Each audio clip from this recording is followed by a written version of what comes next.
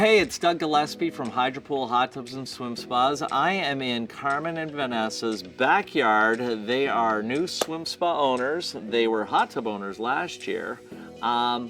You've had it for probably 3.5 seasons now, the swim spa.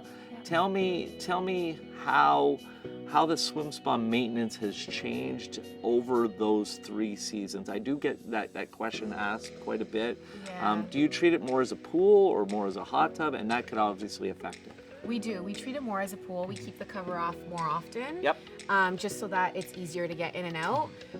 When it comes to the winter season, I think one of the challenges is, living in Canada, we get a lot of snow. Yeah. So and it is a big surface area. It right? is. So brushing off all that snow, it's a bit of work for sure. Yeah, and I'm sure you do that a lot, Vanessa. All right? the time. It's always me who does it. The pool boy. Yeah. What about fall? Because I see you've got a beautiful fall, maple we've got, tree right yeah, there. A huge tree right above us. We built the structure to try and prevent some of the leaves, but inevitably you get a ton of blowing leaves into the water. So trying to maintain that I'm compared sure you're to cleaning the the skimmer a lot more. And the filter. Filter a lot more. Yeah.